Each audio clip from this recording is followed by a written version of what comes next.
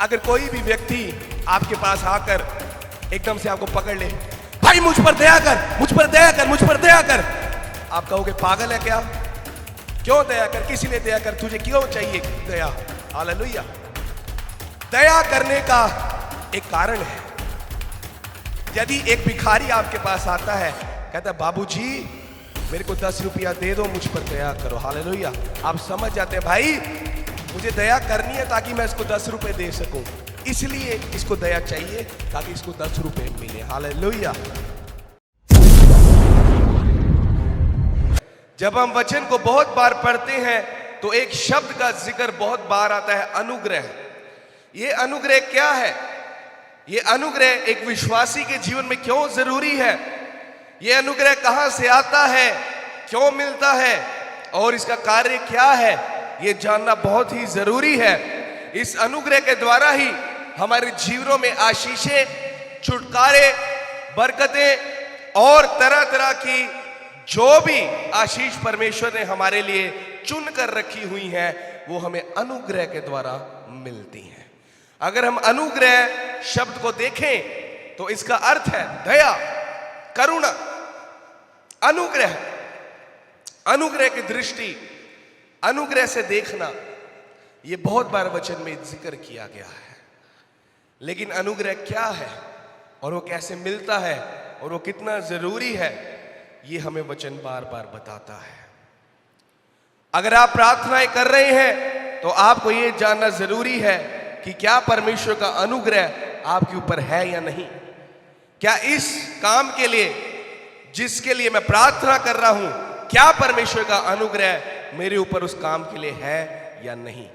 अनुग्रह के बारे में जानने से आपकी प्रार्थनाएं, आपका विश्वास बदलता चला जाएगा। आमीन। आइए आज हम वचन से देखेंगे परमेश्वर के दास के जीवन से कि परमेश्वर अपने दास को अनुग्रह के विषय में क्या बोलता है। सभी जन अपनी बाइबल निकालें। निर्गमन की पुस्तक, पुराने नियम का अध्याय, पुराने नियम की पुस्तक निर्गमन, उसका 33 अध्याय, उसका 17 वचन। यहोवा ने मूसा से कहा, मैं यह काम भी जिसकी चर्चा तूने की है करूँगा, क्योंकि मेरे अनुग्रह की दृष्टि तुझ पर है और तेरा नाम मेरे चित्त में बसा है। हालेलुया। यहोवा ने, जीवित परमेश्वर ने मूसा से कहा, मैं ये काम भी जिसकी चर्चा तूने की है करूँगा, क्योंकि मेरे अनुग्रह की दृष्टि तुझ पर है और तेरा नाम मेरे चित्त में बसा हुआ है। हालेलुया। ये एक बहुत बड़ी बात है जो प्रभु ने अपने दास से कही कि जो काम तूने मुझे कहा है वो भी मैं करूंगा। हालेलुया। इसका मतलब जो आप प्रार्थनाओं में जिस काम के लिए आप दुआ कर रहे हो, जिसके लिए आप प्रार्थना कर रहे हो, उस बात के लिए परमेश्वर की दया, परमेश्वर की पुष्टि, अनुग्रह की दृष्टि आपके ऊपर होना बहुत ही जरूरी है। वो मूसा से कहता है कि जो काम, जो बात तूने मुझे बोली है कि प्रभु ये काम तू कर दे, ये भी मैं इसलिए करूंगा क्योंकि मेरी अनुग्रह की दृष्टि, मेरी दया की दृष्टि, मेरी करुणा की दृष्टि तेरे ऊपर हुई है। आमीन। और तेरा नाम मैंने अपने चित्त में बसाया हुआ है। हालेलुया। हम बहुत बार प्रार्थना करते हैं, प्रभु मेरा ये काम रुका हुआ है तू इसे कर, प्रभु मेरा वो कोर्ट केस चल रहा है तू इसे खत्म कर, प्रभु मेरी बीमारी नहीं जा रही, दुष्ट आत्मा नहीं निकल रही, तू दया कर, तू इस काम को कर। लेकिन हम कभी ये जानने की कोशिश नहीं करते कि अनुग्रह क्या है और वो कैसे मिलता है और परमेश्वर की हमारे जीवन से इसको लेकर क्या इच्छा है। हालेलुया। मूसा के ऊपर अनुग्रह था, इसलिए परमेश्वर ने उसकी बात को एक कहे में माना। हालेलुया। अगर परमेश्वर का अनुग्रह ना हो तो आप उस काम को कभी नहीं कर सकते। अगर परमेश्वर की दया, उसका अनुग्रह मूसा पे ना होता तो परमेश्वर कभी भी उसकी प्रार्थनाओं को, उसकी बातों को वो ना सुनता। हालेलुया। इसलिए जब हम प्रार्थना करें, जब विश्वास के द्वारा हम डिक्लेरेशन करें विश्वास के द्वारा जब हम घोषणाएं करें तो एक बात को हमेशा ध्यान में रखें कि क्या इस बात के लिए, इस स्पेसिफिक बात के लिए परमेश्वर का अनुग्रह मेरे ऊपर है कि नहीं। अगर परमेश्वर का अनुग्रह उस बात के लिए आपके ऊपर है तो आपकी विश्वास की एक ही प्रार्थना उस काम को यीशु मसीह के नाम में संभव कर देगी। आमीन।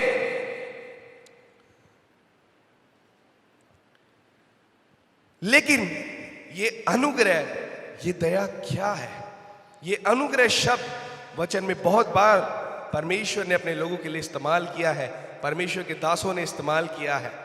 अगर हम 2 तीमुथियुस उसका 1 अध्याय और 9वां वचन देखें तो ये अनुग्रह हम पर सनातन काल से हुआ है, जब इस पृथ्वी की नींव भी नहीं डाली गई थी। हालेलुया।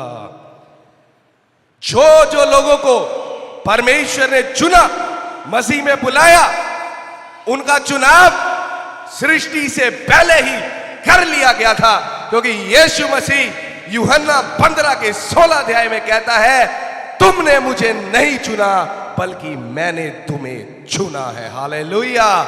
आप में से जितने भी लोग यहां पर आज बैठे हो, आप सबका चुनाव पृथ्वी के बनने से पहले, इस ब्रह्मांड के बनने से पहले खुदावन ने करके रख लिया था कि एक एक जन पर जो आज यहां पर बैठा है, मैं अपने अनुग्रह की दृष्टि को करूंगा। आमीन। आपने यीशु मसीह को नहीं चुना, यीशु मसीह ने आपको चुना है कि आप पर अनुग्रह करे। 2 तीमुथियुस के अनुसार ये अनुग्रह आपके पैदा होने के बाद नहीं आया, आपके मसीह में आने के बाद नहीं आया। ये अनुग्रह तो आपके ऊपर तब हो चुका था जब परमेश्वर ने ये डिसाइड किया, ये सोचा कि मैं सारा कुछ बनाने के लिए जा रहा हूं। बल्कि उत्पत्ति 1 के 1 की आदि में परमेश्वर ने आकाश और पृथ्वी की रचना करी। इससे पहले कि ये वचन लागू होता, उससे भी पहले अनुग्रह आपके ऊपर हो चुका था। हालेलुया। ये आपके पैदा होने के बाद नहीं, मसीह में आने के बाद नहीं, बल्कि सनातन काल से, युगान युग से आपके ऊपर ये अनुग्रह बना हुआ है। यदि ये अनुग्रह आपके ऊपर ना होता तो आप यीशु मसीह के चुने हुए ना होते। यदि ये अनुग्रह यहाँ पर ना होता तो आज आप यहाँ ना बैठे होते। अगर अनुग्रह आपके ऊपर ना होता तो आपकी प्रार्थनाओं को उत्तर देने वाला परमेश्वर नहीं था। हालेलुया। लेकिन परमेश्वर का धन्यवाद हो, यूहन्ना 3 के 16 में लिखा, परमेश्वर ने जगत से ऐसा प्रेम किया कि उसने अपना इकलौता पुत्र दे दिया, ताकि जो कोई उस पर विश्वास करे नाश ना हो बल्कि अनंत जीवन पाए। इसका मतलब ये अनुग्रह उन सब के लिए भी है जो यीशु मसीह पर विश्वास करते हैं। तो अनुग्रह क्या है? वो दया है। कब से हुई?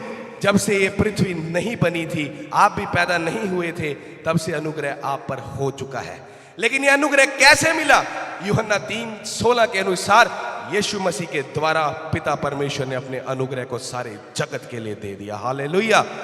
सबसे बड़ा अनुग्रह यही है कि आज जो यीशु मसीह पर विश्वास करता है कि वो मेरे लिए इस दुनिया में आया, कोड़ों की मार को सहा, क्रूस पर चढ़ाया गया, मारा गया, तीसरे दिन मुर्दों में से जी उठा और आज भी जिंदा है।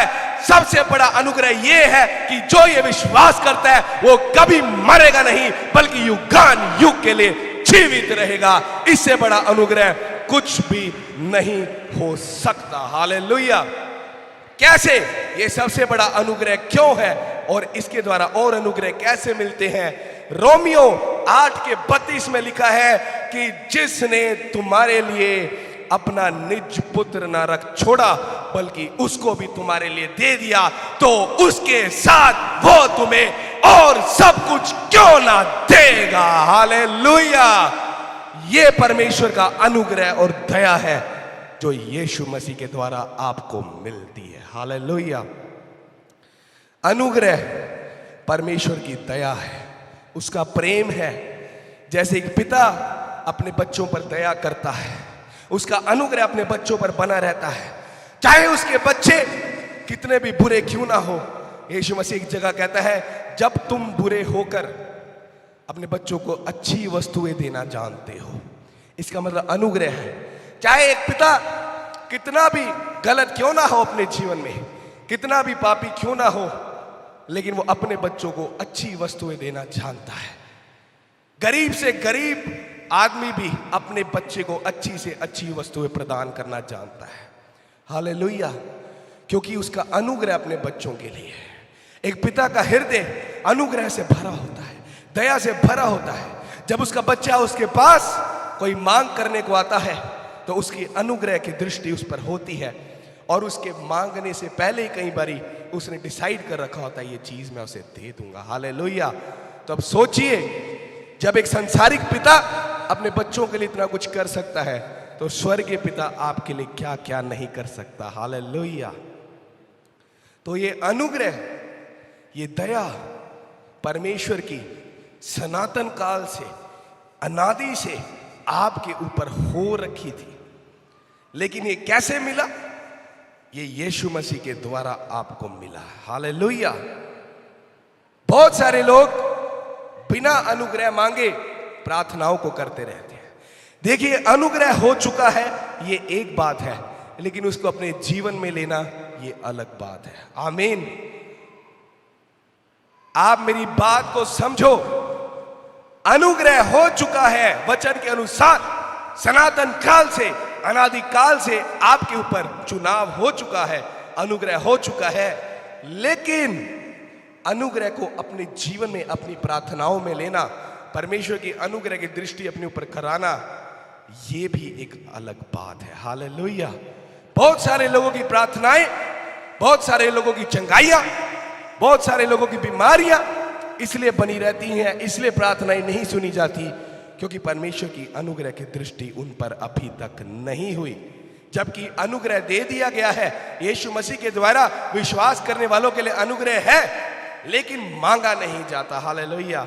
यीशु मसीह कहता है तुम मांगते नहीं इसलिए तुम्हें मिलता नहीं है। हालेलुया।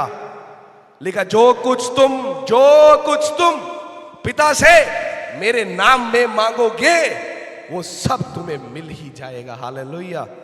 कोई डाउट नहीं है, कोई शक नहीं है। अगर आप यीशु मसीह के नाम से अनुग्रह को मांगोगे तो आपको मिलेगा। क्यों मांगना चाहिए अनुग्रह? आइए हम वचन से देखेंगे। इब्रानियों 4 का 16 अध्याय, इब्रानियों 4:16, इब्रानियों 4:16।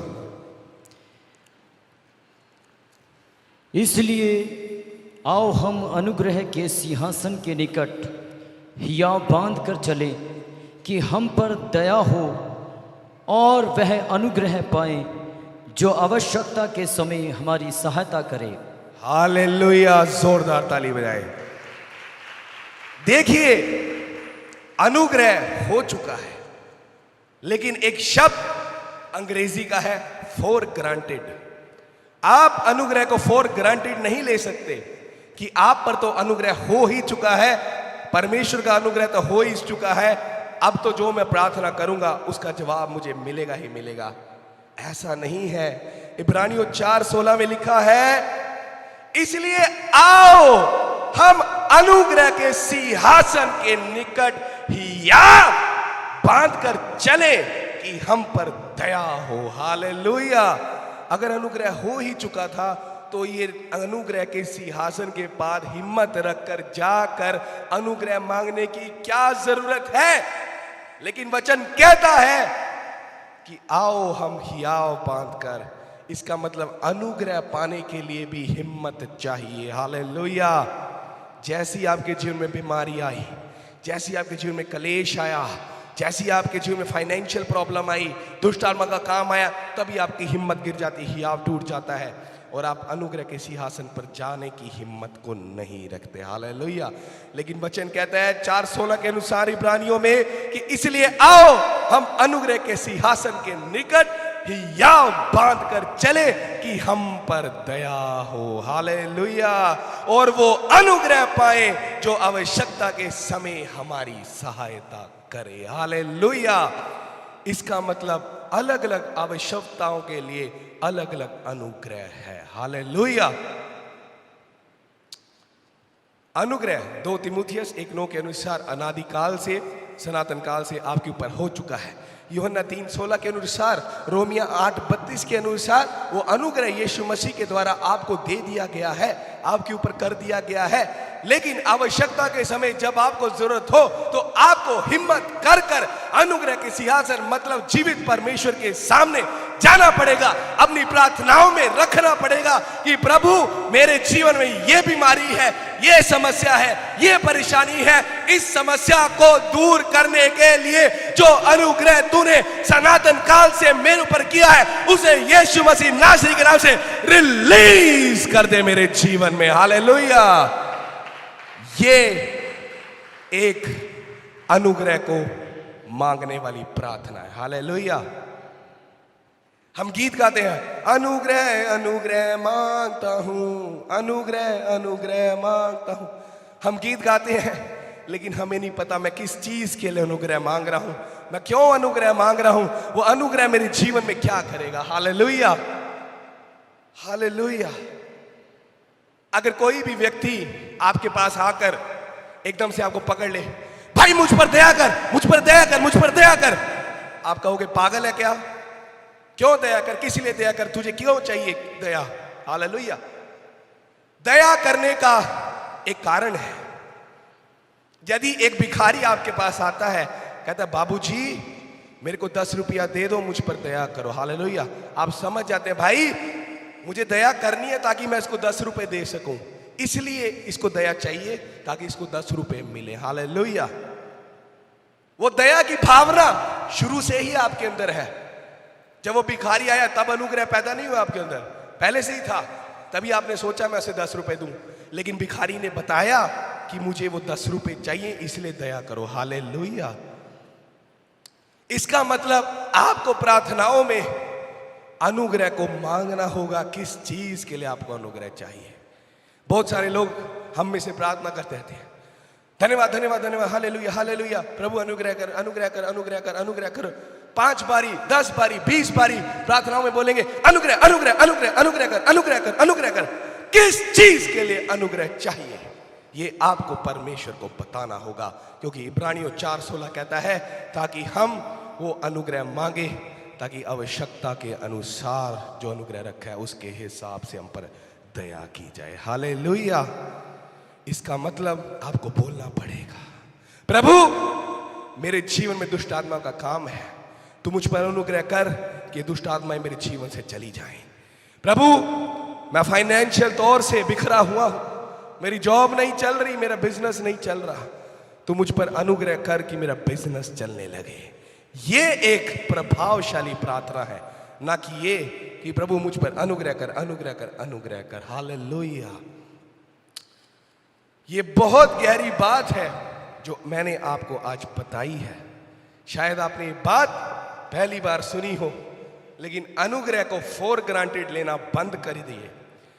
अनुग्रह को मांगना शुरू करो। आपको किस आवश्यकता के लिए अनुग्रह चाहिए। अनुग्रह हो चुका है। अनुग्रह परमेश्वर की दया है जिसके द्वारा आपके जीवन में आश्चर्य कर्म होते हैं, परमेश्वर के काम आपके जीवन में होते हैं। ये अनुग्रह कब से हुआ? ये अनुग्रह सनातन काल से, अनादिकाल से, जब परमेश्वर ने इस पृथ्वी और आकाश की रचना करी, इससे भी पहले ये अनुग्रह आपके ऊपर हो चुका है। क्या यह अनुग्रह आपके कामों के द्वारा आया? वचन कहता नहीं, यीशु मसीह के द्वारा आया है। रोमियो 8:32, यूहन्ना 3:16, परमेश्वर पिता ने अपने बेटे प्रभु यीशु मसीह के द्वारा आपके जीवन में अनुग्रह को लेकर आया है। लेकिन अब आवश्यकता के दौरान उसको मांगना ये आपके ऊपर है।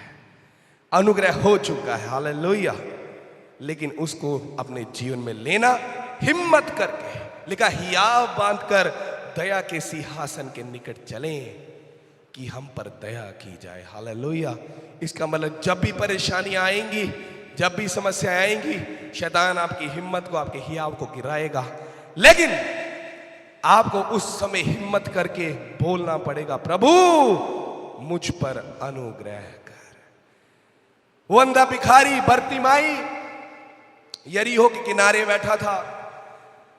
अनुग्रह उस पर हो चुका था, लेकिन वो जानता था अगर मैं बोलूंगा नहीं, यीशु आज यहां से गुजर रहा है, अगर आज मैं चिल्लाऊंगा नहीं, आज अगर मैं चुप हो गया तो मेरी चंगाई मुझको नहीं मिलेगी। हालेलुया। क्या आप जानते हैं प्रभु यीशु मसीह को पहले से पता था कि अंधा वहां पर बैठा होगा और ये सब होगा, लेकिन मांगना जरूरी था। जब वो यरीहो से निकलते हैं, अंधा जोर से चिल्लाता कहता है, हे दाऊद की संतान मुझ पर दया कर। हालेलुया। कहता है, हे दाऊद की संतान मुझ पर दया कर, अनुग्रह कर। तभी भीड़ उस पर चिल्ला पड़ती है, अंधे चुप हो, बैठ। लेकिन वचन में लिखा है जैसे ही उसको चुप कराने लगे, वो और जोर से चिल्लाकर कहने लगा, हे दाऊद की संतान मुझ पर दया कर। हालेलुया। और उसकी चिल्लाहट इतनी ज्यादा थी, वचन में लिखा है यीशु मसीह वहीं ठहर गया और उसने बोला, जाओ उसे यहां लेकर आओ। हालेलुया। ये अंधा जानता था कि उसकी अनुग्रह की दृष्टि मुझ पर हो चुकी है, ये अनुग्रह मेरे पास है कि मैं चंगाई पाऊं। लेकिन आज वो दया का सिंहासन जो खुद प्रभु यीशु मसीह है चलकर आज मेरे पास आया, अगर आज भी मैंने हिम्मत नहीं करी तो चंगाई मुझे नहीं मिलने वाली। हालेलुया। इसलिए वो हिम्मत करके या बांधकर, चाहे लोग उसको बोलते रहते चुप हो चुप हो, लेकिन वो और जोर से चिल्लाकर कहता है, हे प्रभु, हे दाऊद की संतान मुझ पर दया कर। और यीशु मसीह रुकता, कहता है उसे यहां लेकर आओ। और जब वो आता है, यीशु मसीह पूछता है, तू क्या चाहता है कि मैं तेरे लिए करूं? हालेलुया। क्या प्रभु नहीं जानता उस अंधे को आंखें चाहिए? लेकिन वो कहता है बोल।